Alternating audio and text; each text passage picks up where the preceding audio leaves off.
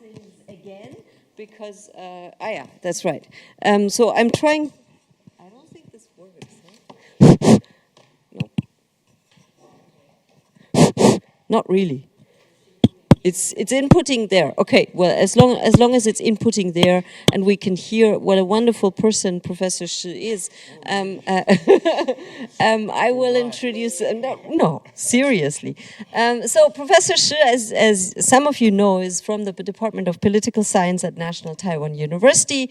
Was trained at Denver in international studies, at Harvard in international security, and at National Taiwan University in Political Science, International Relations. So these are sort of where he comes from. But then, of course, some of you know already that being a true Humboldtian scholar is really what interested him most was intramural basketball, where he was extremely successful with 10 national titles to his team, I guess, under his belt. He is also someone who likes to come back to Germany because he likes German sausages. And I'm really sorry that tonight we're taking you to an Italian restaurant. I hope you, but that's also German culture for you.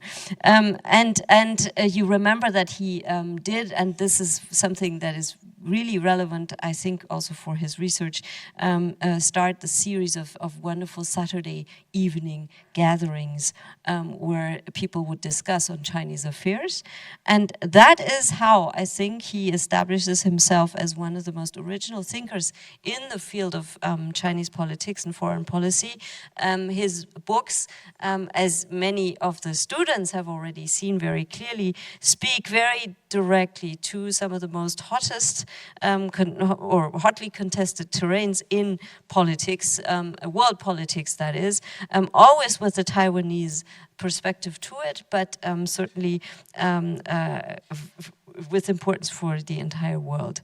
He presses his readers, and that the class has also, I think, experienced quite clearly, to always reconsider what they think they already know about international relations, by using very eclectically different types of approaches, and also very unthought for approaches. So for example, he uses philosophical thought, he uses critical theory in political science. So he has references to Buddha, to Gongsun Long, to Spivak, and so on and so forth. And he uses methods not just from political science, but also from anthropology, from psychology, from philosophy, and more. And in so doing, he sort of gives you a very interesting portfolio and starts to ask a lot of very challenging questions regarding the global South, and of course, in particular, Taiwan. I just want to give you a couple of titles that I think show the range in which he is challenging both his audience and himself. The latest is perhaps The Eras of International Relations, which is a self-feminizing approach, and the idea of claiming post-colonial Chineseness.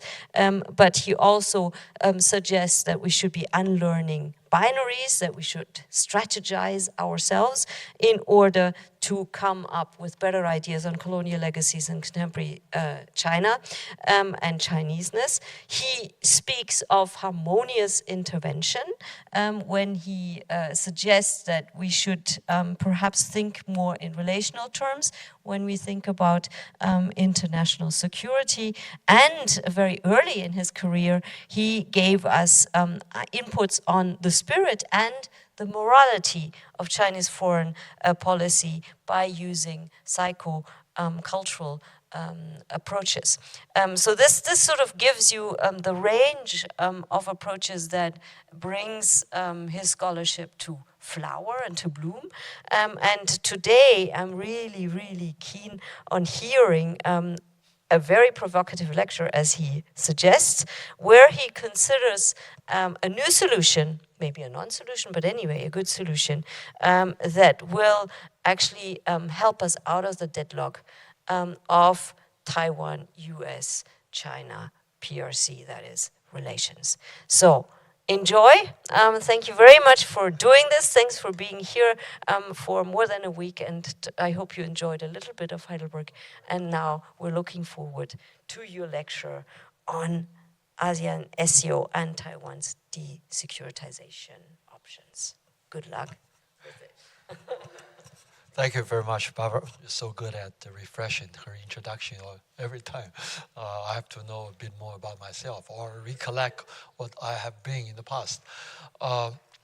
Yeah, I think we'll continue our discussion from the last week about the security community, the security community familiar in the literature, which I consider to be alliance of colonization, alliance of colonizer states, as opposed to alliance of autocrats being called of Shanghai Cooperation Organization as a security community. I think we will try to look at how security communities in the greater Global South area have been either successful or effective in certain ways that the literature has been ignoring, and then question when sites like Taiwan, which does not have such a Global South security community to which to belong, so what are the other possible way of thinking to get out of all this trap, all this network of colonization? I think people who were here last week are quite familiar with this jargon, this colonial network in colonization, colonialism, post-colonialism. And I think we will continue on the same track. I want to begin with the question of why Shanghai Cooperation Organization has been considered as an alliance of autocracies, and give it a different readings, and from there to move on to the meaning of ASEAN as a security community, which I think most people who study EU and compare EU with or NATO with ASEAN would reject the idea that ASEAN is a useful security community. I think most people look at the Shanghai Cooperation Organization in the literature and also in the media would consider the organizations has no values to preach, no rules to preach. And what's the reason? What's the rationale of all these countries come together to organize themselves into a certain framework if they don't have anything to subscribe to together? If they don't have something common that they want to pursue, why do they come together? The only reason they can think of is that they're gonna support each other, protect each other from intervention, from the rules-based order, so they can continue their suppressive regimes, their suppressive practices. But if we look at the history of a Shanghai Cooperation Organization, is that this is really an organization beginning way before the organization was officially launched. It started with a bunch of bilateral agreements that resolved the border disputes between any of these two countries, especially between China and its Central Asian neighbors. And then you start as a framework to face or to cope with terrorism that requires also cooperation between countries involved. And if you're going to have effective containment of terrorism or stop terrorism from crossing borders, then you have to make specific arrangement between each of these two countries. And they all have all kinds of border disputes. Shanghai Cooperation Organization members, many of them are romantic culture in the past. People move on the grassland, then the clans move, the families move, so they don't have a specific site of residence. As a result, that once they become sovereign state after the Soviet Union collapsed, there are many enclaves in each other's borders. That caused a lot of border dispute, and then of course create room for terrorism to emerge and to set up their their base for activities, using all kinds of loopholes between these enclaves and the motherland and all this different setup. So you'll have, first of all, border disputes, then you have possible terrorist activities taking advantage of the situation there. So the very important thing is for them to resolve their dispute. And not all the disputes have already been resolved. As a matter of fact, last year and the year before, there were clashes, border clashes, which caused deaths of over 50 soldiers on both sides. So there was very serious clashes by any global standard, but we didn't really pay attention to that because the border clash did not escalate. That's very interesting. That's something has to do, I think, with Shanghai Cooperation, or SCO, and its nature as a security community. If we are familiar with the modern European histories, and what nation states do, and according to our textbooks, what nation states do when they are in conflict, they set up alliance. They look for allies so they can balance power of each other. So they don't lose simply because there's a symmetry of power. So they could get allies to join them, and their nation state like Great Britain would take part in the weaker side. So make sure that there's a balance of power. So this alliance setting of allies, the balance of powers, are the quite typical thinking in the modern European history, and that's also become the principle of international relations afterwards as Europe expands to the rest of the world. But between not just SCO member states, but also between other Global South nation states, you rarely see border disputes or conflict between countries escalated through alliance, through setting up of alliance, and become blocks and become, they start balancing each other off, and there's all kinds of escalation, there's arms race, these kind of things. No, you don't see that. One of the reasons I think in the case of SCO is that whoever involved in a border disputes, they almost know that no one in their neighborhood would take sides. No one would take sides. This is not only because there has prior understanding that intervention is not declares as invalid way of coping with each other's internal problems. So intervention is ruled out, at least in rhetorics. But there was no tradition of intervention. There's no tradition of balance of power in these areas. So nomadic people don't try to balance each other by setting up allies, and with guarantee, of course, of the SCO as a security community. And non-intervention has been one of the major principles of the SCO. But this is not something new to the people in the area. It is just something. Intervention is just something that people don't practice in history. But the principle of non-intervention is just a reassurance as a principle of SCO as an organization. So you don't see escalation between these two countries that involve in territorial disputes. So they were able to handle either terrorism through a specific arrangement between different pairs of countries. And they are also able to prevent escalation of border disputes, which are left sometimes unresolved and continue and drag on and wait for another clashes perhaps Hopefully not, but then they will try to manage each other. They try to usually start from a blockade of transportation between enclave and the motherland.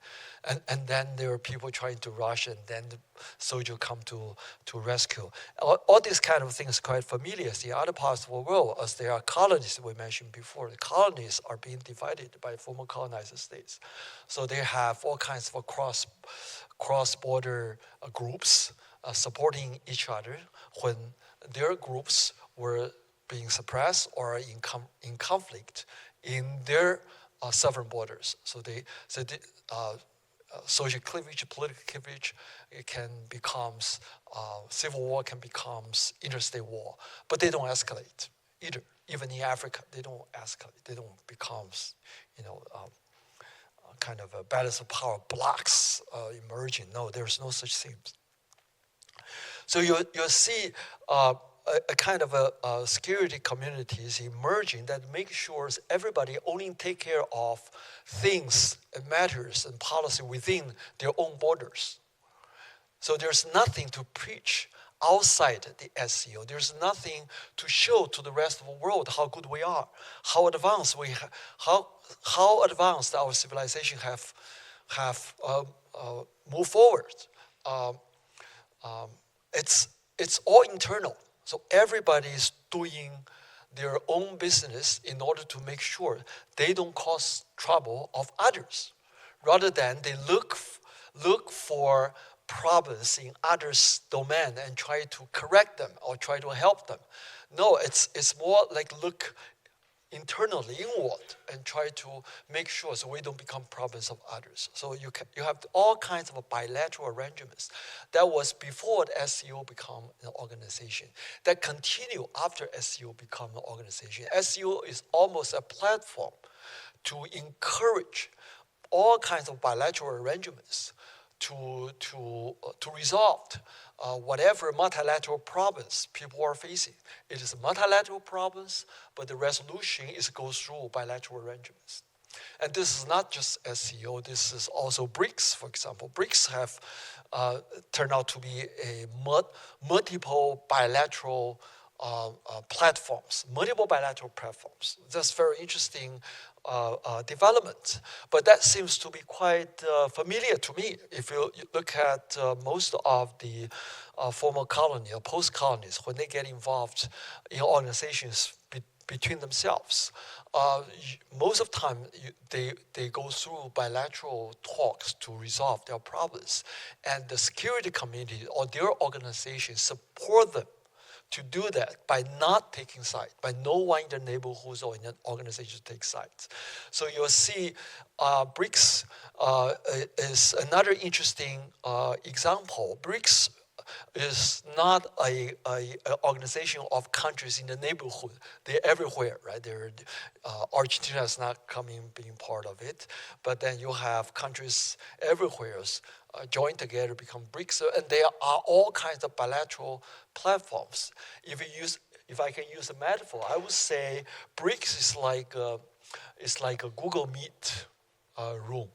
It's Google Meet, and then you can create rooms, your private room to talk, right? And you don't see many activities in the Google Meet, but you see a lot of private rooms in there. There's all kinds of activity in those private rooms. These private rooms will not exist without the Google Meet as a shared platform. But there isn't much activities going on that multiple platform. Most activities going on in the private rooms. So you could have India and China in the BRICS. They have all kinds of problems with each other. But you don't see them fighting each other in the multiple platform. They're all in the private rooms. And just by probability sense, someday India and China would have their own private room to resolve their dispute, or not resolving it, at least dealing with each other in a mutually acceptable way.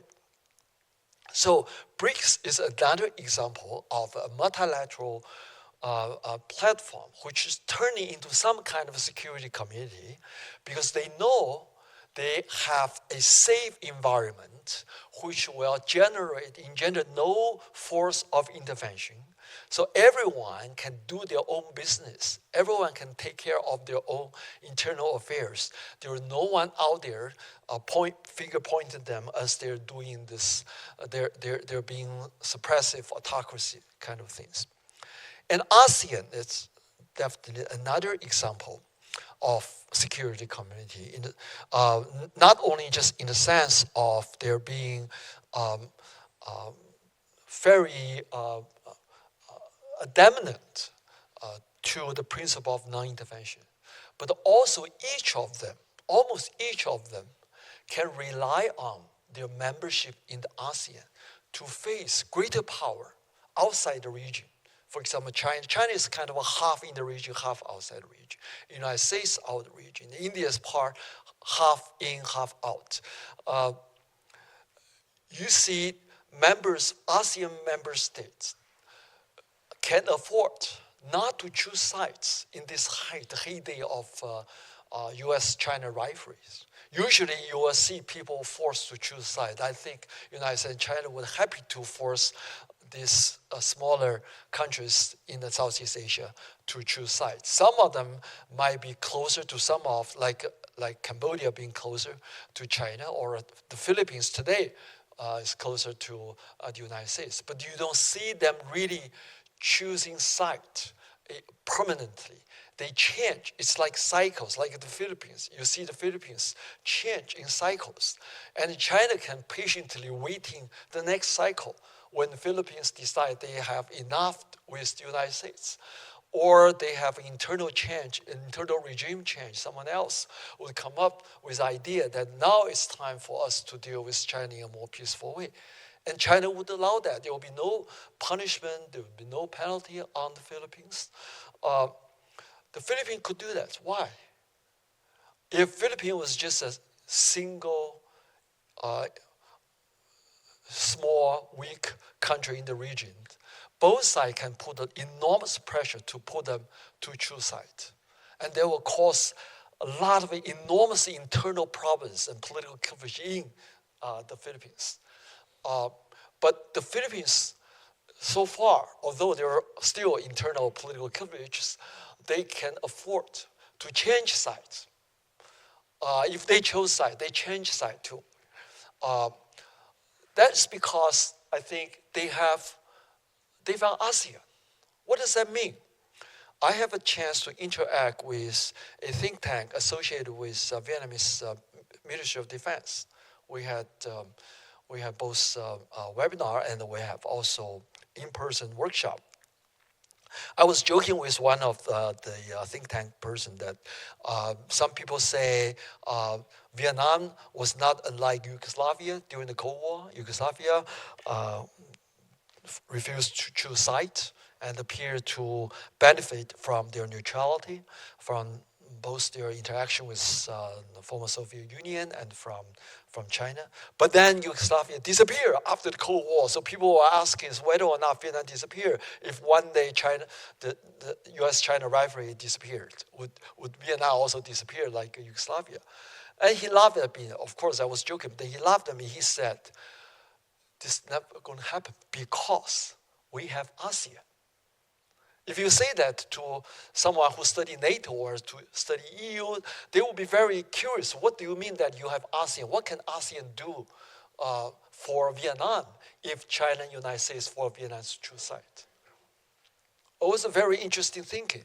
But for Vietnam, their membership in ASEAN, and ASEAN as a security community with this idea of ASEAN centrality, that we should come together, we should do things for ASEAN only.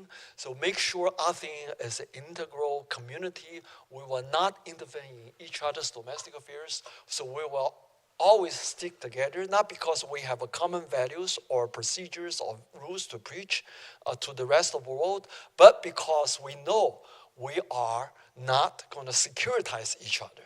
We can be here. We can allow our disputes to drag on.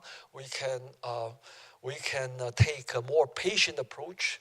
Patience not for the sake of waiting for the right time and then I can attack you with stronger powers when I am prepared, but because we know that forcing a solution will not mean anything in the long run.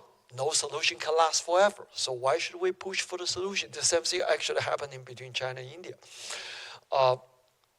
So we have this kind of sense of belonging to the ASEAN. And this is not just ASEAN. If United States or China force Vietnam to choose side, they would immediately alienate the entire ASEAN. All the members in ASEAN would feel threatened by whoever putting pressures on Vietnam to choose side. So neither China or United States would force China to choose sides. Vietnam could afford not to choose sides and become actually an example of how to deal with two superpowers, trying to attract Vietnam to their side. And then if you ask Indonesia, Indonesia could criticize the United States in the United States. Their Gaza policy, the Israel policy, their policy toward Gaza. Indonesia could do that. Singapore could, I would say bravely, always being critical of both China and United States for not settling down their disputes. And this could cause a problem for the entire world. And why would Singapore say things like that and feel they are in a position to say that without being belittled? Who do you think you are? You're Singapore, you're just a city-state. Who do you think you are? Where's your leadership? It's actually from ASEAN. Singapore says what Singapore says on the shoulder of ASEAN. So you have to listen to Singapore's opinion because it to a large extent represents the mood of the ASEAN as an entirety. If you look down upon Singapore or if you deride Singapore, you are doing this at the same time to the entire ASEAN. So ASEAN become a security community not because they have common values, but because they know they're together. There is something about ASEAN that other people cannot share. And this has nothing to do with other people. This has only to do with ASEAN members. Only ASEAN members understand and appreciate the way they deal with each other. And that kind of, or that sense of comfort with one another, even though they adopt completely different institutions, different political systems, they still feel comfortable with one another. And despite some of them look at each other as, things are not right in your place, but we're not going to force you to change. But we let you know how we feel because you may dampen ASEAN's reputation. So that's what we are concerned. But we're not going to change you. We'll allow you to think for yourself what you're going to do. And if you need support, we can support you. So when the two member states of the SCO had the border clashes, they knew not only that they will not face other countries in the neighborhood to choose sides, but they also know if they need support from either China or Russia, they would get support. In order to resolve their dispute, they need guarantee, they need a neutral party, they need resources. They will get it from their security community. This is what it is called, security community. Outside EU or NATO.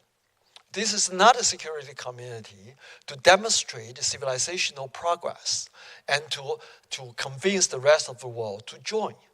Like we said last week, because the rest of the world has no sense of guilty for being an autonomous, integral, sovereign state, like European states, almost all European states or former colonized states feel because of their committing Holocaust or genocide or all kinds of World War fightings.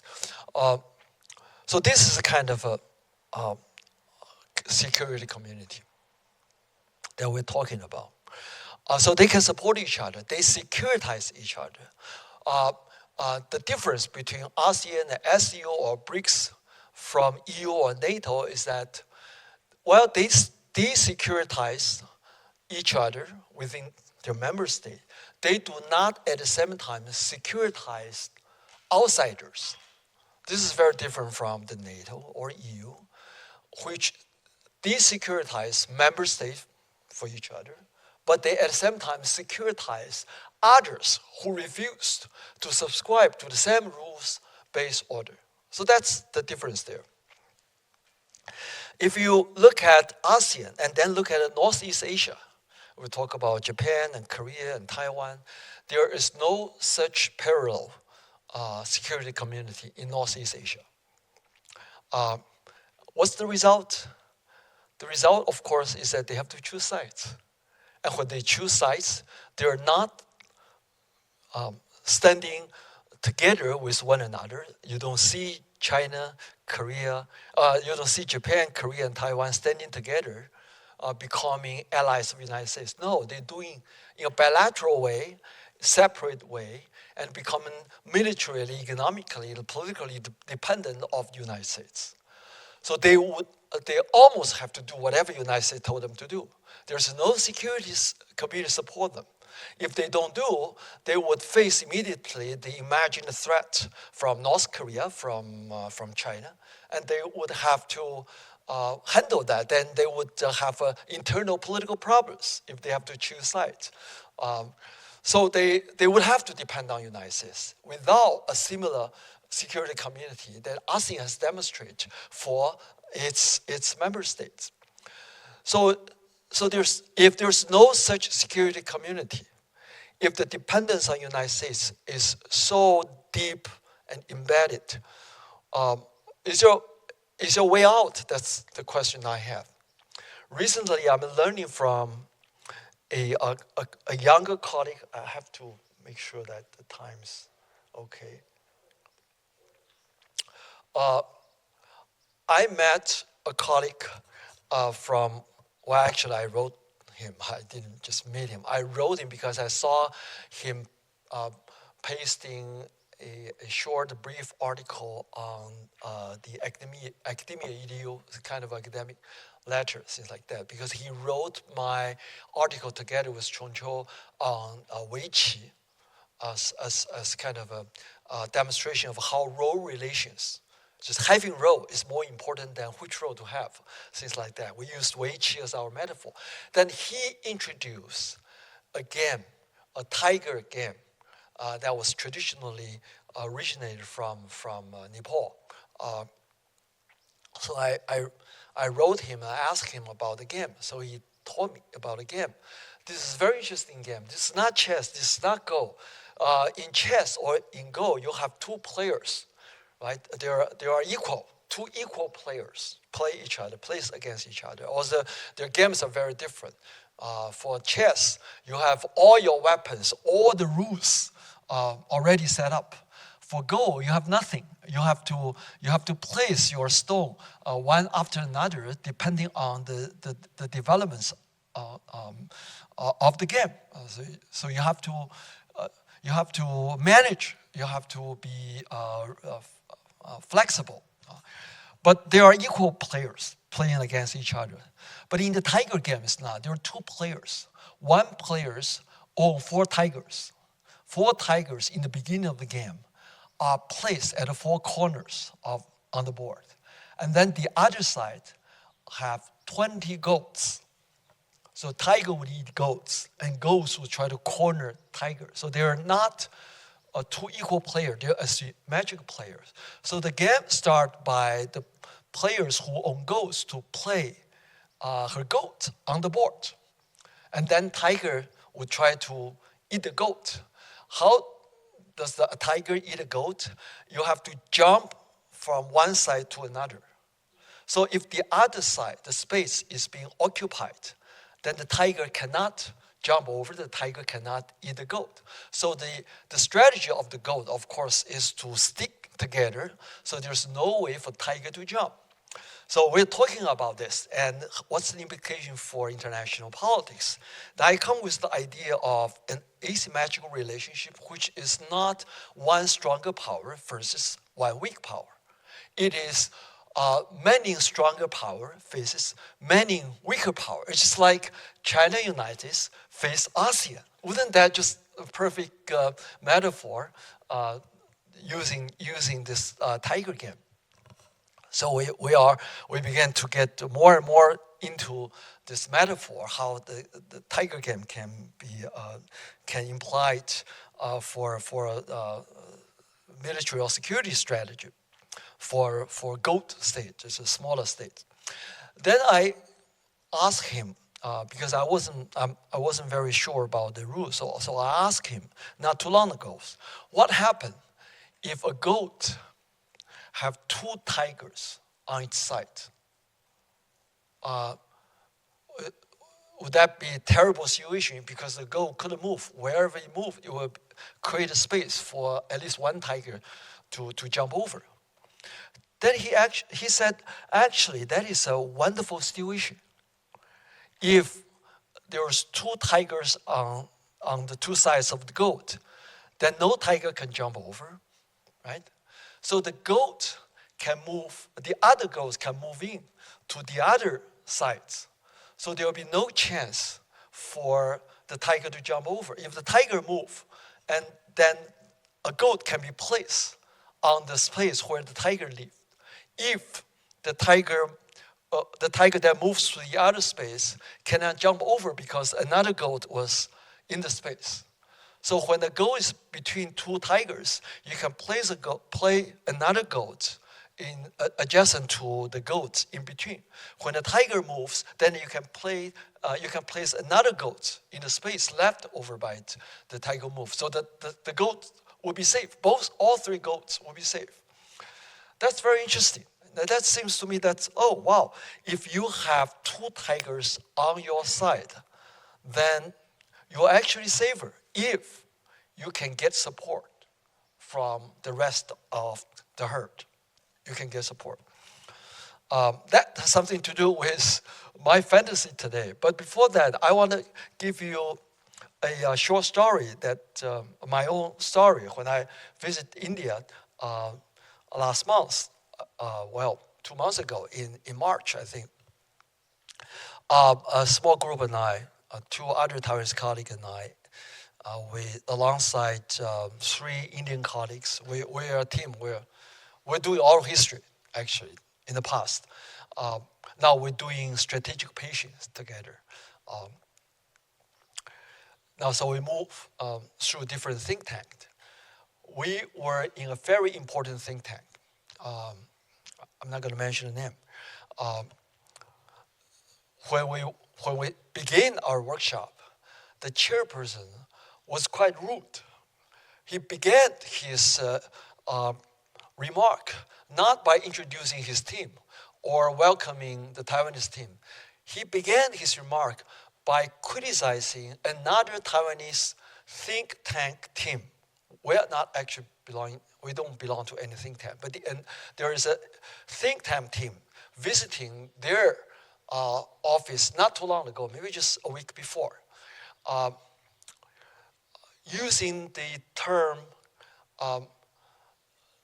Southern Tibet when they discussed the Indian-China border dispute. The Southern Tibet is a Chinese name for the disputed area.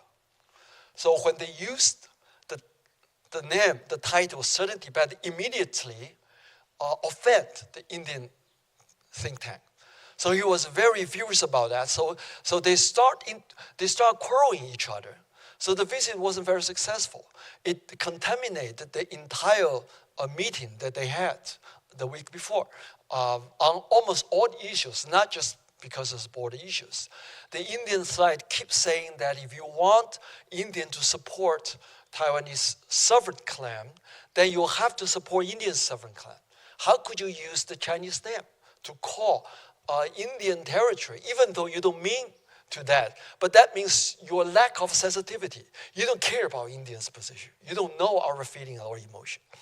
So he was very angry in the beginning. That was his opening remark. So my Indian colleague look at me and just say, well, maybe Professor Xu wants to say something because they don't know how to react. And my two younger colleagues didn't know how to react. then I say, well, maybe there is a way for India and Taiwan to support each other, and Taiwan would very much appreciate Indian side and become more into Indian thinking and Indian perspective. That is for India to issue all Taiwanese citizens an Indian passport. I was kind of joking, but try to get out of the very embarrassing situation. If every Taiwanese citizen can hold an Indian passport, then they can claim they're not Chinese. So those people who are adamant on Taiwan independence will be very happy. They don't have to be Chinese. But China doesn't have to do anything because Taiwan doesn't declare independence. Taiwan doesn't declare independence, but all Taiwanese become Indian at the same time. So everybody laughed. And then the embarrassing situation was moved beyond. And then so we start discussing our strategic patience with them. And actually, we are promoting something that we hope they are listening. My Indian colleague is very strong on that, saying that Indian is exhibiting very strong strategic patience along the border with China. And we're saying that it seems that China was also doing that, but then they look very stupid. They're trying to build up all kind of stronghold for each side to prepare fight their next clashes. But no one want to fight. It just so happened that the grandson of Tai Yun-san, who helped Tagore to establish the first issue of China Study, published an article the day before in India, criticizing both China and India, and asked them to think about their own behavior and ask them what they want to achieve. He, of course, wants to see cooperation. And my joke at the Indian think tank was almost the repetition of the fantasy I had in the articles I share with you on how to think about differently Taiwan's sovereign predicament, that Taiwan being a quasi-nation state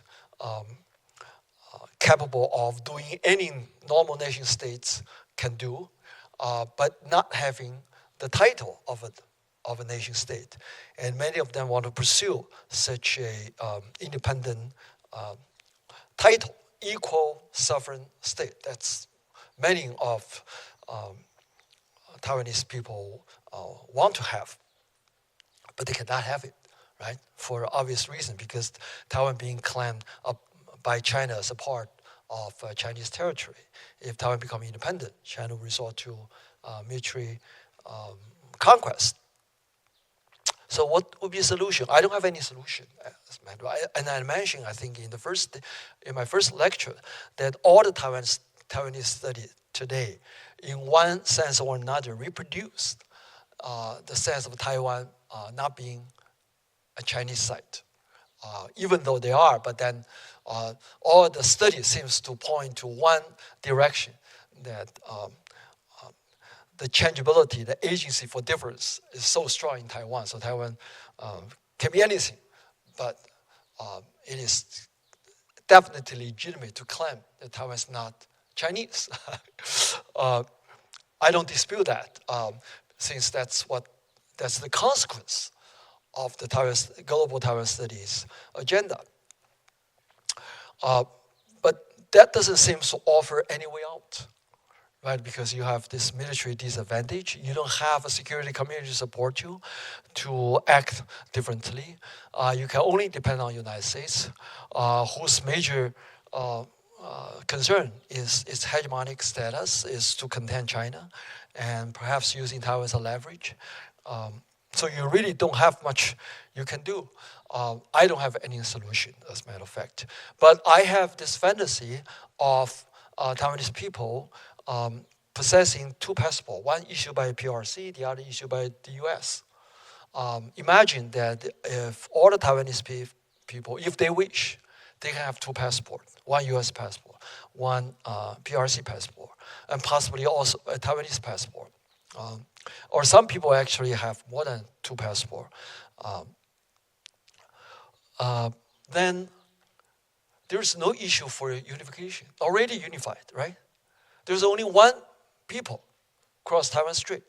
There's one people holding the same PRC passport. So all the Taiwanese people having a PRC passport are officially PRC citizens. And then there will be only one population across the Taiwan Strait. There's no need to claim or to occupy, to take Taiwan as a territory. There's one separate, almost independent territory, but there's only one people. And then for the United States, they don't have to worry that all the chips become Chinese chip producers, because all the chip producers are US citizens. So all the Americans are owning this Taiwanese chips. Just nominally, perhaps. I don't know how this is going to work out. But conceptually or legally, there is a fluid population. They can be whatever they want, depending on the context. But there's only one territory, one piece of territory. There's one fixed territory, which is called Taiwan.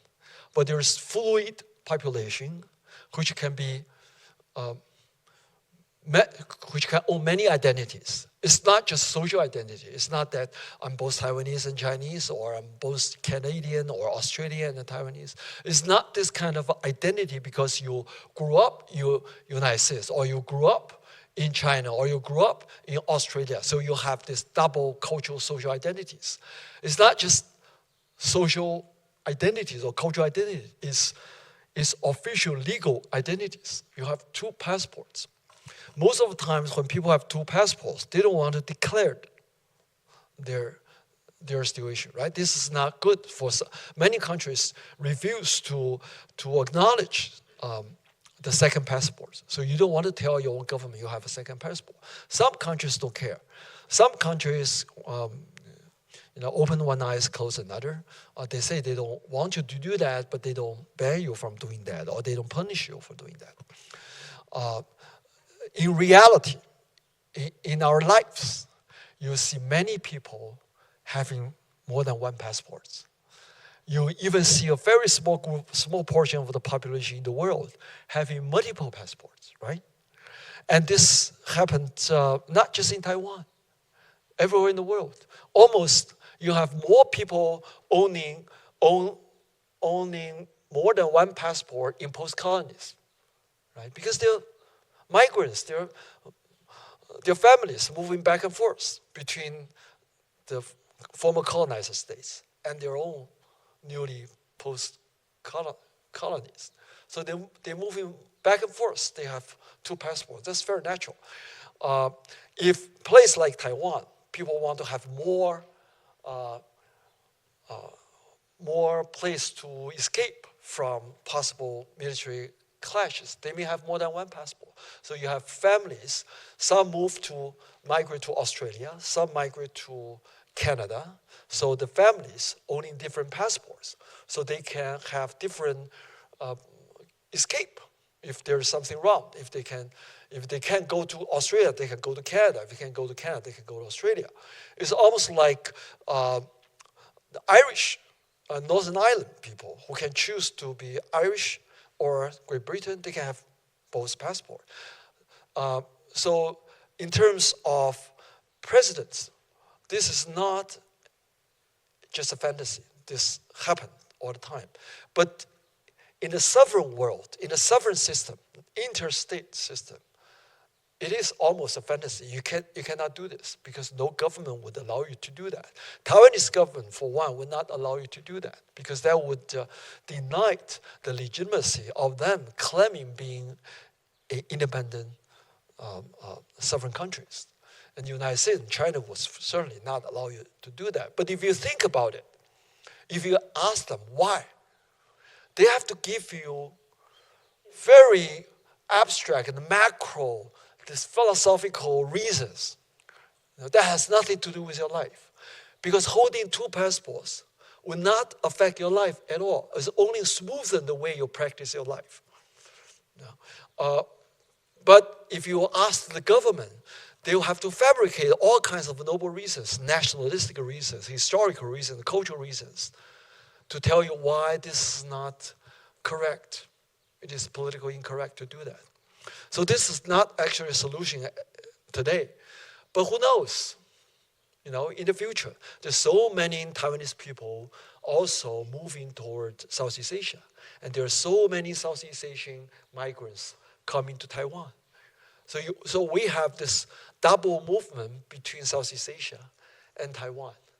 Now, if the United States is thinking to include Taiwan as a quasi-NATO members in order to use Taiwan, and of course, it is not unlikely there are people in Taiwan want to take advantage of Southeast Asia, ASEAN, as a security community, and to establish their second home in Vietnam or in Malaysia or in Singapore or Indonesia. Especially when all those migrant students come into Taiwan, they can get married and return, and there are also so many basically wives married to Taiwanese husband and migrate to Taiwan. So allowing the Taiwanese family an access to the Philippines, to Indonesia, and to Vietnam, where most wives come from, most migrant wives come from. So if we think about this, although officially this is not going to be done, but practically it's already reality. It's just, if we talk to the Chinese government, they will say, see, China is in such a good situation. So many Taiwanese people come into China. So to the mainland, Chinese mainland, so many Taiwanese people now living around the neighborhood of Shanghai. According to the estimate, there's more than 1 million Taiwanese residents living in the Shanghai area. And they're also trying to create a zone in Fujian. There's also talks about having a safety zone for Taiwanese people. If there's military clash, you can come to Fukan in a particular area, a kind of a refugee camp, perhaps the 5-star refugee camp. So you could avoid war and you can come to China. But they're not allowing this to happen officially as a solution, right? So we can think about this. We can force people to think about. We can have workshop. We can have conference on these issues. A long time ago, in 1999, I was in a workshop in Guiyang, Guizhou, Guiyang, and with the research department staff from Taiwanese Affairs Department, whatever they call it, Office of Taiwanese Affairs, being part of that workshop. I actually mentioned that to him. I said, well, why don't you consider issuing passport, PRC passport, to Taiwanese if people wish to have. Maybe there are a lot of people wish to have, just as an insurance, as kind of insurance. And I in order to depoliticize my suggestion or remarks, I actually joke with him. I said, well, I'll be the travel agent who help people to apply PRC passport, and I can share my profit with you. We'll become the most richest people in China.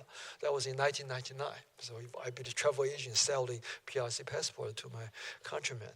But his reply was very interesting. He said, passport is a very precious thing. If you give passport to someone, then you have the obligation to protect him. Then you have the responsibility if the passport holder do something terrible. And we're not ready for that. We don't know whether Taiwanese people would use our passport to do something terrible. So he said, we're not ready to do that. That's the reason in 1999. I had no chance to talk to official after that. But anyway, I think I'll stop here and listening to your feedback. Basically, I think the message to take away is that the security community in the global south can be very different from EU or NATO. They are bilateral in nature, in a multiple bilateral, the form of a multiple bilateralism, which ensured all the members involved in dispute that no one else would take side. So they feel comfortable with each other together, so they don't have to take side even in front of the superpower forcing them to take side. But if you don't have this kind of security community, you are almost forced to take side, like Korea, Japan, and Taiwan. And then to move out of this is to create your own security community by thinking in this tiger game, to have the two tigers on both sides so no one can jump over, and all the other herds surrounding you to make the tigers no place to move. So you will win the game. But this, of course, is a very distant future to come. I think I'll stop here.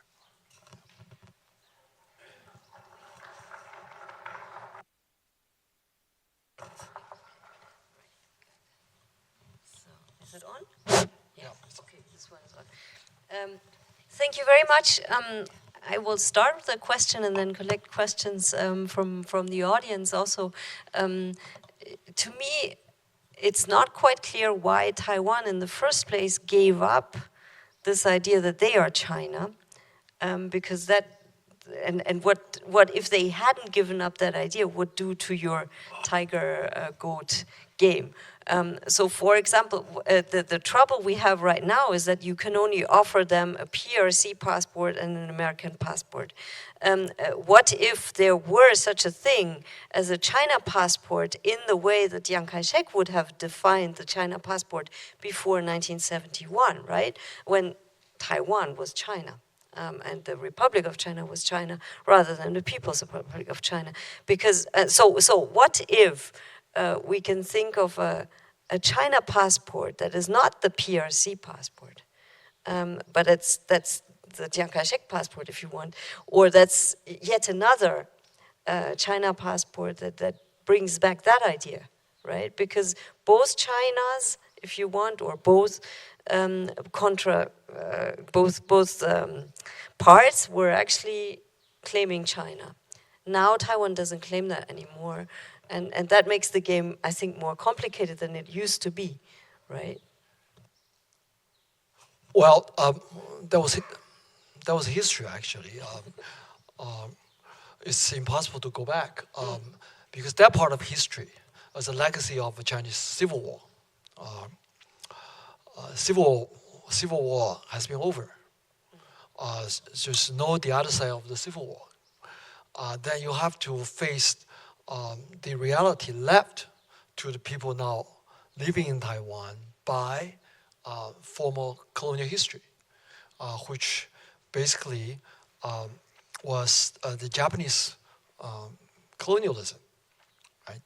So, like we discussed in the beginning of the last week, that all the problems, all the ethnic, social, cultural, political coverage we see today are almost always left over by colonization, the past that has left this over. So you have this civil war with a huge Chinese migrant groups. Then you have another groups, a huge portion of the other group colonized by Japan feel inferior in face of these Chinese migrant groups. And they have to rely on colonial modernity in order to reclaim their self-respect. And then this is being utilized partially by the Cold War, and after that, the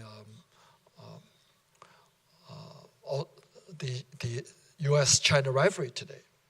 So it's almost impossible to go back to history to claim that, especially when Taiwan has a lot of goats around it.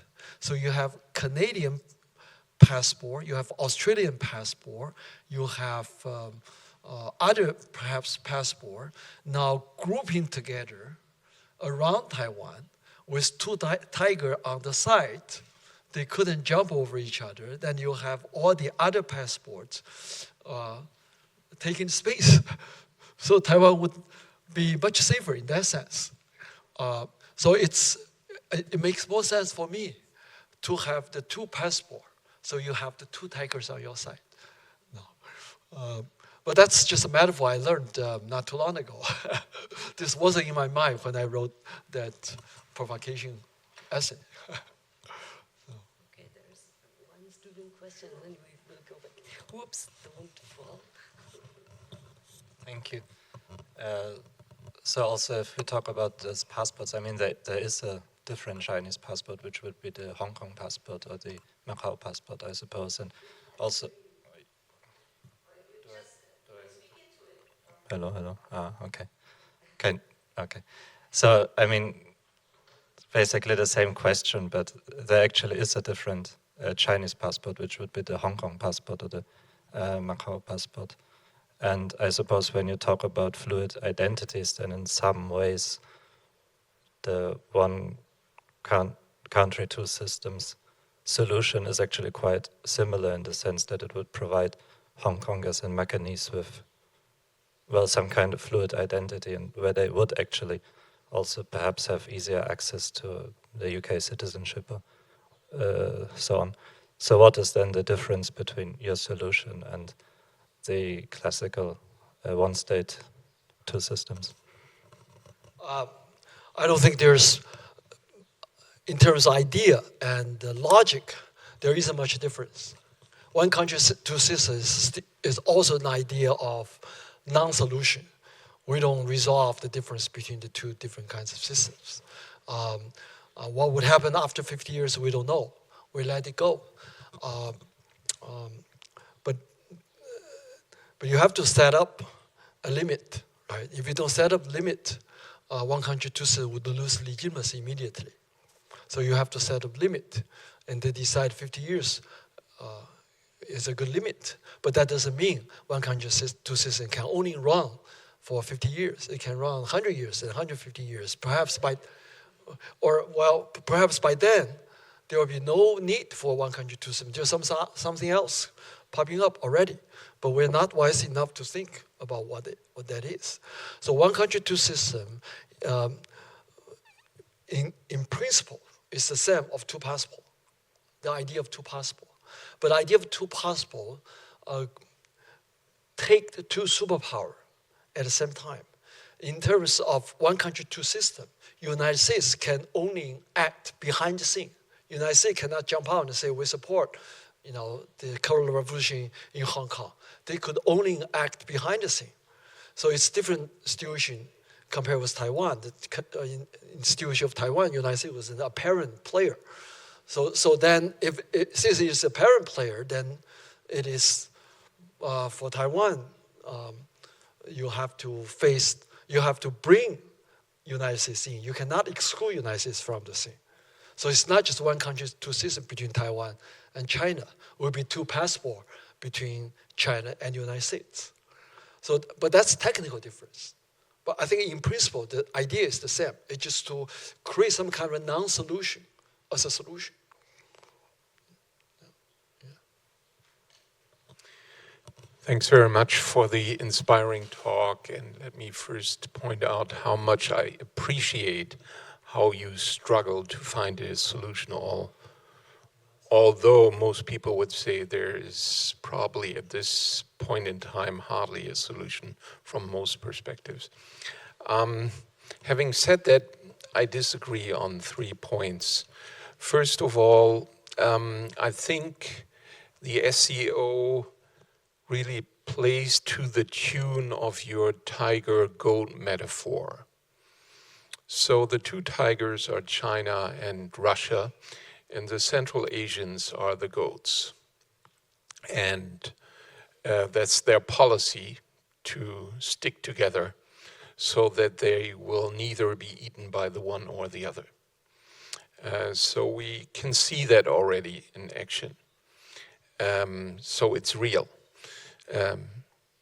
Secondly, I think the SCO has nothing done to territorial disputes lately. In the early period, I agree. Let me remind you, India-Pakistan clashes, India-China clashes, Kazakhstan-China clashes. There has been no action neither by SCO as an institution, nor has been there any bilateral talks within the SCO framework. Rather, the CSTO, so the community under Russia's guard, has intervened in Kazakhstan to uphold the regime there. So security is not provided or cared for by SCO, only against their own people. So anti-terrorism, the three evils are dealt with within the SCO. So the SCO may not be, it's not an alliance of autocracies, it's a concert of autocracies against their own minorities and people, I would say. And one reason why I say that is that, you know, there are many Kazakhstan citizens in China, held in China, which belong to the local minority there. And that's a big problem for Kazakh domestic politics as well as Kazakh-China relations. So I would turn the argument around and say, yes, it's an instrument of domestic peacemaking. I would call it unfriendly peacemaking vis-a-vis their own people. And my third point is, paradoxically, the Europeans treat Taiwanese criminals under Chinese criminal law as Chinese citizens. So if you're a Taiwanese citizen and you are engaged in computer fraud in the People's Republic, then France, Spain, and other countries will not deport you back to Taiwan. You are brought to Chinese PRC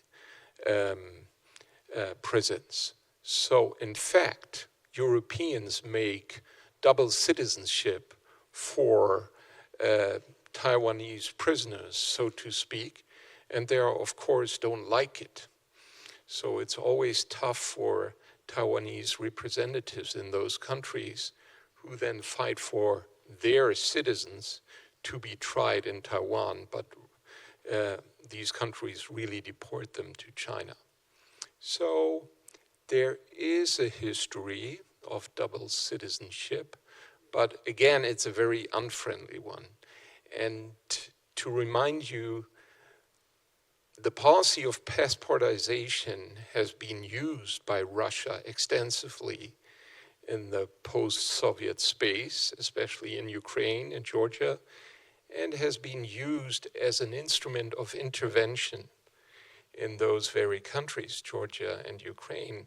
So if you give them passports of another country, it may well be that soldiers will follow them not too soon after. So I would question a policy of cross-passportization, because at least in the European context, and that may be very different from the Asian context, it's an unpeaceful history of passportization. Thank you.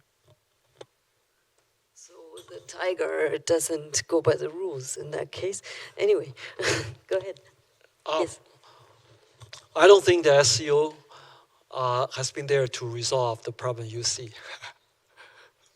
You see the problem from certain perspective.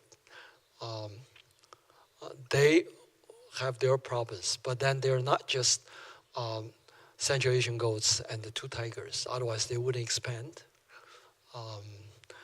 They expand, and they also hopefully to involve Mongolia, which is almost there, but then refuses. Like I said, you have India and Pakistan. The thing is that the the disputes don't escalate, and members are not ready to take sides. There's no position at organizational level, as you mentioned, which is very true. And ASEAN or BRICS or SCO would deliberately avoid taking any action. That's the whole idea of, my idea of security community, which is not going to be recognized as security community by EU standard or by NATO standard. It's not a security community. It's actually just supporting, like you said, the regime to continue their suppression. But for this global South state, or maybe Central Asia, not typical post-colony, for this security community member states, the most important security is regime security instead of national security. They don't have a national security issue because they suffer cleavages. And they don't choose their cleavage because the cleavages are almost all left to them by former colonizer states. So they have to face that. They have regime security, then they can have, if you have a regime-based security community, which can be very suppressive, which is, I'm not very romantic about it. It's not necessarily beautiful. But if you have a regime-based security community, then it is possible to move into a development-based security. And if you have a development-based security, then it's possible for the tigers to come in to support you instead of trying to divide you. So I guess, so it is not a typical security we read from the literature. It's a security community in an implicit way, in a mutually kind of a understanding way, I think.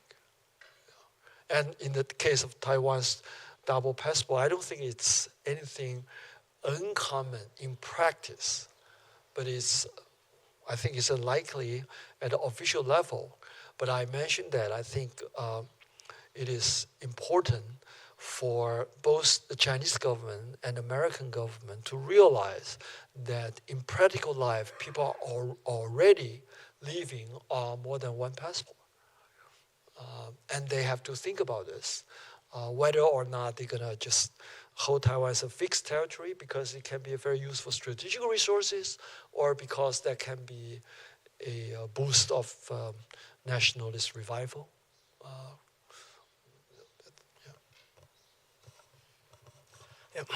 Also, thank you for the interesting presentation. I am a bit confused about your passport solution as well, because I don't really see how it changes the status quo, because the PRC would still want to seize this territory, and America is already giving up the strategic ambiguity, so already they should expect American reactions, and if American citizens are attacked, of course, they should even more expect it. So how does the situation really change? Because PRC still wants to attack, and America probably would still intervene.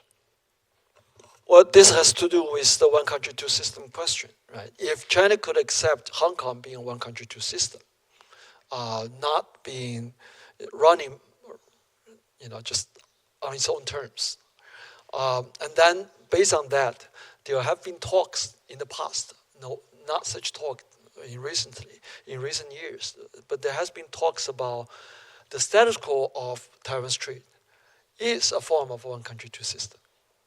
Since Taiwan subscribed to the idea of one country, one China. So it is already one country, two system. So you could allow the status quo to go on as if one country, this is a prototype of one country system, or this is a pre-stage of one country, two system. So there's already talk like that. So it doesn't mean that one country, two system, or one China, or China unification must come with territorial annexation. But then people think differently today for various reasons. So. Okay. I'm still not completely convinced, because also one country, two systems was quite unstable and not very durable, right? So, and if they still want to seize control of the territory, and I think they have committed to it until a certain year, right? So they wouldn't be satisfied until they completely control it. Even if you have a temporary phase, like one country, two systems, the Communist Party would want to really exercise political power there and not just accept it for symbolic means. I think that must be a popular way of thinking, even in China. But that's not the only way of thinking. And there must be other strategies. If we read Chinese histories, read how one state, one prince taking over the land or beating the other prince, how they manage their relationship. There are many, many different ways of managing this relationship. So I don't see taking over as a typical realist and international relations kind of a thinking is definite. Although that certainly affects the way people think in China. But that's not the only way, I just want to say. So 2 questions. I'm not sure if I completely understood the scenario of desecuritizing Taiwan. Like, is it the 2-passport solution, or did you mean something else? And why desecuritizing and not securitizing? Maybe you can explain that a bit. And also on the principle of interventionism and non-interventionism. So the way you phrase it, it seems a bit like you see it as a desirable solution or a way to form a security community by not intervening necessarily, and a bit like it's something Eastern not to intervene and something Western to intervene. But then there's also the question, doesn't this come out of a historical weakness also of the Eastern state as opposed to Western state that have been the colonizers and have had this surplus strength and influence, and because of that actually have been able to start to intervene in states that were weaker? So is it like what kind of divide is it, or how would you see it? And also because, China is using this idea of non-intervention in a very politicized way, also kind of instrumentalizing this discourse as if the European Union, for instance, or the US cannot do anything but intervene in other states' affairs. And isn't there a point where intervening is actually desirable or acceptable when it comes to certain core values, again, that we would consider necessary? Well, intervention right from the beginning is a normative thing. It's not. I think non-interventionism, either in ASEAN or in Chinese diplomatic rhetorics, is hindsight. It's not the principle that they had in their mind right from the beginning. It's after comparison, after looking at how former colonizer states behave, then they realize that we should raise non-intervention as a principle. They're not carrying out or conducting interventionism anywhere. They don't need to have this principle or this normative drive to correct the wrongs in the world in the first place. And I think this comes as a hindsight, it's afterthought. So we are actually non-interventionists. Why don't we use this? And to review the difference, to show the contrast between us and the former colonizer states. And I argue last week that the former colonizer states resort to interventionism not because they have strengths, they have the power to do that. It's only because they look at their own history. They see how sovereign state can act irresponsibly, pursuing its own desires, and result in killings, massacres of all kinds. So they feel this is bad. In order to resolve their security dilemma, they come together to establish regimes. And they find the regimes work for them. And they become to identify with these regimes. So they think that all these regimes can control their desire for conquest or expansion or war or confrontation. And they think this is a good thing, so they should expand this. They should let the rest of the world to know how to control them.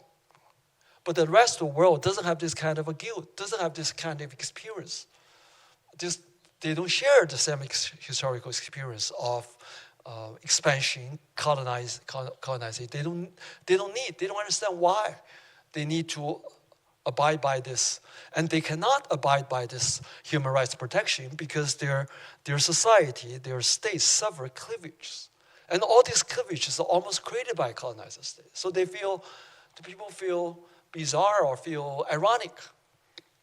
So everything is being created out of the European history, colonial history.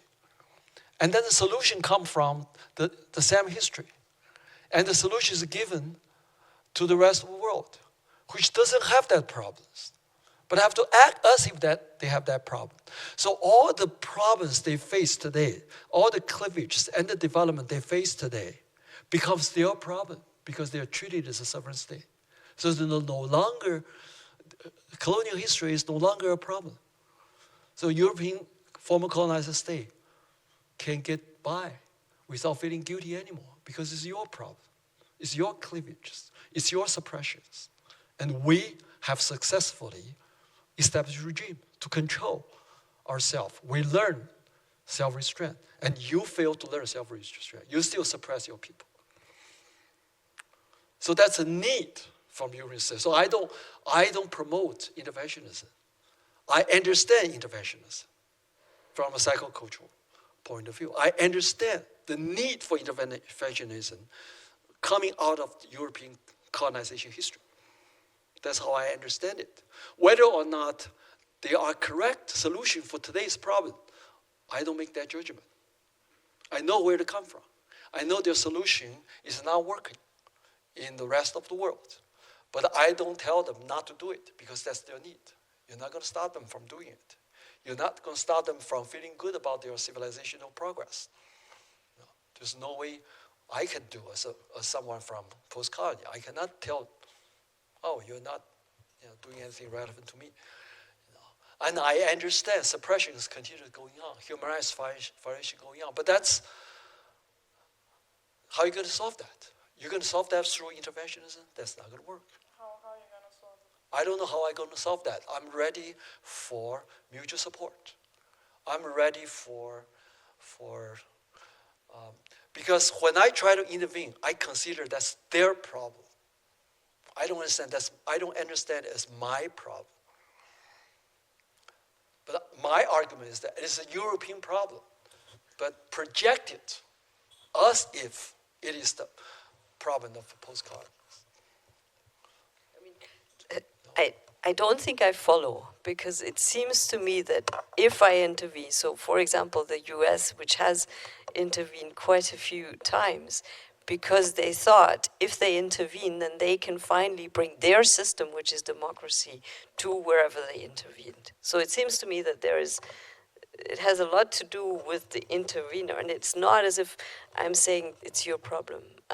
That's one thing that I'm not quite sure I follow. The second thing I'm not quite sure I follow is how you can say that, I mean, why should we assume that the two tigers will go by the rules of your game when we have seen the PRC in a two-country, one system,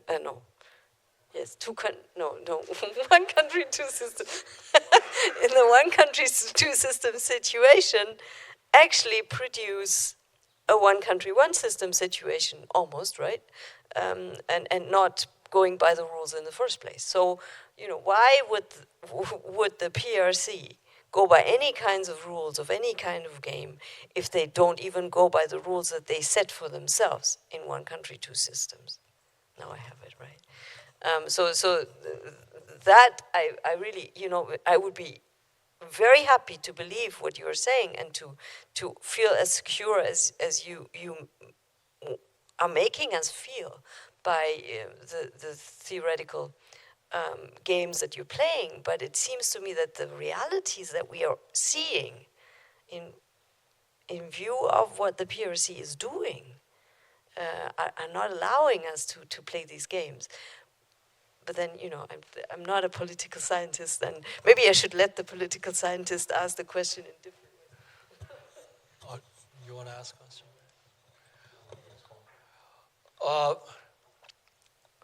I don't. You know, I rarely look at the problem as an outsider. I always look at problem and ask why this is a problem for me. So I start from myself, where the problem comes from, why a problem there is a problem for them, and why do they see the same problem, or do they see the problem differently? Why don't we trust the other person? Is not that because we have deeply rooted this individualist thought come from our religions or from our culture, from history. This individualist thought, everyone's pursuing their own interest. And to the neglect of other cultures in the world, Sufisms, Ubuntu's, and the people naturally prepared to think they cannot act simply on their own, and even afraid to think their own interest, sometimes, especially being viewed by the public in a public office. So you have a different cultural breeding, different cultural preparations. I'm not saying there's a nice people that can do terrible things, just like in the liberal democratic countries, you have all those wonderful liberals killing people, massacre people everywhere in the world. So I don't look at their problem from an outsider's point of view. I don't begin by distrusting other people only doing things for the goods of themselves.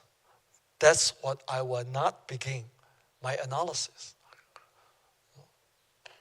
So I wouldn't look at a Chinese say, oh, one country, two system is something, it's just a trap.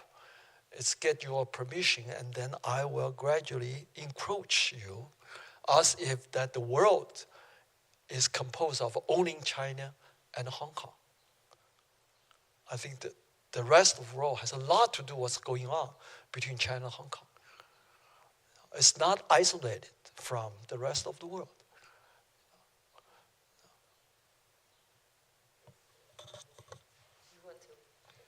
I just wanted to make one point about colonization. I think it's at least for me as a citizen of the Federal Republic of Germany, it's hard to recognize or to unrecognize the citizens of this country as not having learned from the colonization of Europe and parts of the world by the German people during the Nazi period, and then not learning something from it. So I think learning from colonization is nothing that is only for Asians or other people. So other nations and other people, including Europeans, and I'm not making the case that Germany is the only country learning from its history, but I wouldn't essentialize that in a cultural way.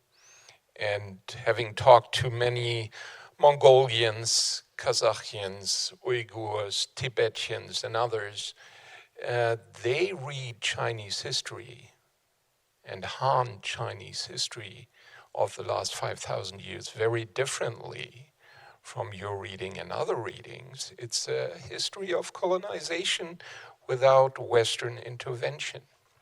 So I would make the point, I know what you refer to and I agree on that, but then again, I think there are forces within Asia and China and among different ethnicities in China that have a force, power on and by themselves, which is troublesome to many people and we shouldn't, deflect our communication by referring to the other as being the problem. The problem may well, as you have referred to, within ourselves on both sides. And then we should start from that point. But that's a general remark. I have two more questions. Just a quick. Yeah, go ahead. Yeah, I think I'm not denying people trying to learn from the past. I think the more I'm concerned with how people cope with it. People cope with many different ways. So that's how colonization continues in an implicitly indirect way. And colonization is everywhere. It's not just in European history, right? It's everywhere. So if we define, I define Global South as network of colonization. So everyone is part of this network. And everyone's position shifts. And everyone can simultaneously be colonizers and being colonized. So the definition forces everyone to think about this. And if Taiwan can be a fluid population, wouldn't that force Chinese and American to think about what they have made Taiwan into if Taiwan could never be allowed as a fluid population?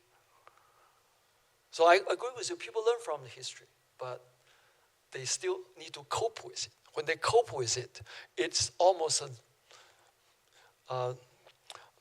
like they don't try to project their problems onto others. That's just a psychological need, I think. Yeah, probably I'm following up on the questions about security community as a concept.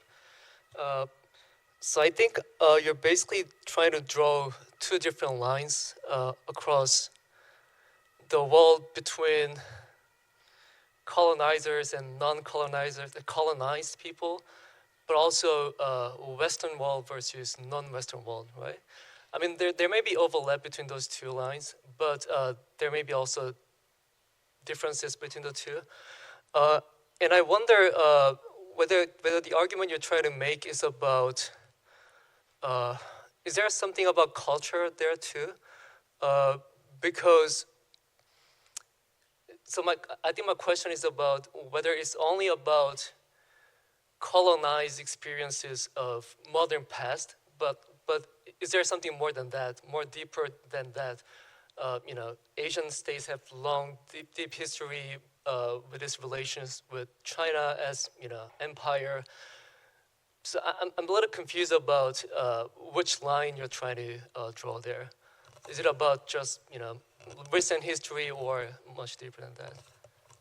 For me, it's colonization, but not for everyone else, because colonization is the most neglected dimension in IR history today, I think. But then you have, of course, cultural dimensions. You have other dimensions, religious dimensions. There are many, many other dimensions you can bring in. Some people just say this is a pluriversal dimension, right? The colonization is only one dimension of many dimensions. But that's the dimension I want to work on. So my argument is that colonization is everywhere, but not everything is about colonization. Actually, there are many other dimensions. So it's that's my take of it. Do you think the concept of security community can be applicable in other regions as well? For example, in Africa. Yeah, I think as a matter of fact, you see this this officially quite interventionary Western African Security Committee doesn't take much interventionary actions. So if security community is reconsidered as a regime-based security and development-based security, that would differ from self-restraint as the norm of security community. Self-restraint in terms of how to deal with domestic dissidents and how to deal with confrontation across state. That's not the only, the major concerns when you look at the rest of the world. So if you allow people to develop from Marxist point of view, that may resolve most of the problems today in the longer run. But then, of course, that may create other problems that we don't know. I try to keep it short because time is running out. So we talked about how SCO and BRICS, whatever, are non-interventionist. And I think we also heard the train of thought, whatever, that Uyghurs and Tibetans, the problem is not that they're of a different ethnicity, but that they're not good communists. And by that, they're also not good Chinese people, so they have to be Sinicized or have to change. So what if that definition of Chineseness for the whole part of China changes? Because I would say right now, so to say, they're still busy to rule the affairs in their country. And now when it goes back to even what you said before about Chinese history is a history of colonization and stuff like that, without Western intervention. So what if it changes into a new, that China suddenly is interventionist because they just go back to what they were before? So what would happen then to like BRICS and SCO and stuff like that? I didn't get what do you mean by they were before? They were interventionists before? Because if some people interpret Chinese history as being a history of colonization without Western intervention, and they had a tribute system, so they do have a history of intervention. And right now, Chinese foreign policy is always talking about, we're not interventionists. Okay. So what if that changes? Because when I say interventionism, I mean to go into a regime to convert its type, to have its converted into a new type that we are familiar with. That's what I mean by interventionism.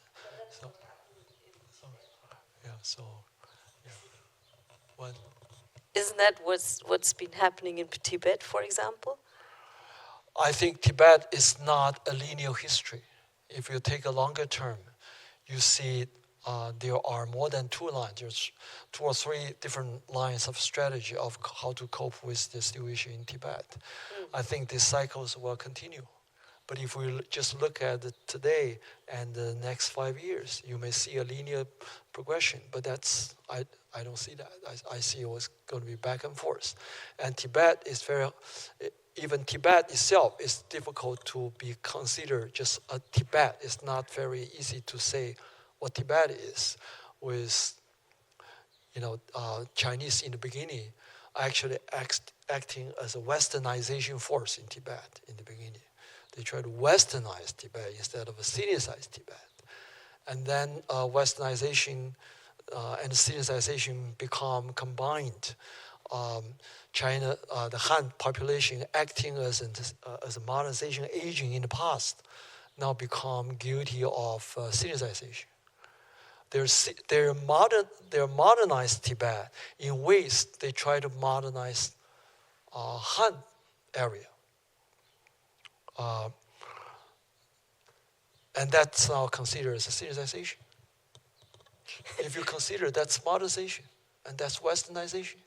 I think we're back to the point that we actually had in one of the first sort of encounters that we had here last week, where I think as you were saying, colonization is for you at the moment the most important because it's neglected in IR. In a cultural studies environment, colonization and decolonization and post-colonial ideas are really not the most necessary anymore. I think because they've been there since the 1970s, to be sure, right? And so maybe the questions that we are asking are slightly different from the kinds of, and the problems that we are encountering in this discipline, right, are slightly different from the problems encountered perhaps in political science. I don't know, and I'm also, maybe also the question of the historical dimension that was just, pointed out by several in the room, actually, plays a much greater role. So when you speak about the colonized and the colonizers, I would always say, yes, but which colonizers, in which moment? And isn't colonization in the 18th century different from colonization in the 19th century, and different whether it's done by the French or the Germans? Or so? Aren't there are many, many different versions of colonization, for example, and then to essentialize in many ways, maybe even strategically, in the way that I think you're doing it, right? You're doing it just to point to certain neglected areas, which I think is very, very important. is of course necessary, but may also lead to misunderstandings. And so the question is, would it be possible, because many of the things that I think you're trying to do, for example, by making us unlearn and so on and so forth, by making us feminize, etc., and basically rethink the whole setup, couldn't they be made less controversial or less difficult to understand if you were going to use completely new words, like new vocabularies? Because, you know, for example, in the cultural studies or historians' context, the way that you're using colonizer and the way that you're using feminizing and so on and so forth will always lead to misunderstandings, to be sure, right? Because I think, you know, there are different waves of feminization, for example, and those and those waves and they differ depending on where you are and what moment in time, in which social group, and so on and so forth, right? There are all these dimensions that are essentialized if they're used in strategic ways in the way that you're doing it. So one suggestion would be to buy yet another passport. That's what you right. Why do I have to stick with the U.S. and the PRC? Why can't I do something completely different, right? And so my last question to you, and then we really must end, is why continue in binaries? Why not think in triangulation or even other even more creative ways of thinking the world? Because the way that you're thinking the world is making it really expand, because you're taking different approaches through games and through metaphors and so on and so forth. So, but it seems that in the end, it's binaries that you are fighting with, and not fighting against. And so, you know, that's my question to you. Why the binaries? And I hope that I'm sort of echoing someone else. Well, probably binary imposed on post-colony or a population of political sites and force people to choose sides. Right. So in order to reveal this force to choose sides is from colonial history. Then we feel more comfortable with it. I don't know. At least as a colonized, if you can imagine yourself being a colonized in certain situation, like you said, everyone can be colonized in certain spirit at a certain moment. You imagine that situation, you can have an exit. This exit allows you not to choose instead of choose. The exit is not to choose at the other side. It's not to choose. You go to a place you don't have to choose. I guess everything starts from the binary. The stronger force forces to choose side for their own reason, right? Then we don't want to choose side, but we don't know. We learn from one side, and then we force ourselves to choose side because we think that's correct. Now we want to unlearn. We don't need to choose sides. When we force people to choose sides, we need an exit. But the exit is not to go to the other side. So how are we going to do this? So we can find a whole group of people who are facing the same situation. Then we support each other. So we don't choose sides. That's one way to do it. But if you can't do it, then you figure out some other ways. So you do it individually, right? You do it individually. You're trying to get the Australian passport. That's how you do it. And your sister get a Canadian passport. Your brother get an Australian passport, right? And I moved to China. So we're all safe in that sense, right? So people are already practicing this. But once they have the microphone, they have to say things in binary way in order to survive. My suggestion would be to change that and go back, and this going back to Chen Shihui and going back to our class who wrote this piece Or and who realizes that it's not that she is either one or the other, but she's actually and so many other things at the same time, and that's possible, and that's very much, I think, it's the experience of, as you were saying. Also for me, people it's have possible. these several passports. For me, it's possible. Right. But if you're a legislature on the stage, or you are a spokesman for a diploma, for Ministry of Foreign Affairs, then I don't know how they move. I think it's tough. They just keep reproducing it because that's how they live. And they have the resources to do that. They can silence people. They can penalize here, so people rather keep silent. Right? Now you have this classroom, so we can think wildly. Right. Well, I mean, probably we have to simply convince them of the necessity of doing so and thinking more in terms of end rather than in terms of or. Exactly. But and that's why I brought something that is very, very much a community effort because it's the Heidelberg student kiss, right? And a cup that at the moment is a singular cup, but you have to come back and there will be a second one, and then there will be more people. Long so we time will ago, do I had long. more than one of this. Right, but exactly. I don't remember where they This is last time you came, so now you have one to drink it together with. Perfect. So thank you very, very much, and please everyone help me in thanking Professor Shi for, as usual, a very controversial, very sort of interesting presentation, and looking forward to seeing more of you in future reincarnations of Shi Laoshi's right, Shi Laoshi's talks. All right, see you. Bye bye. Thank you.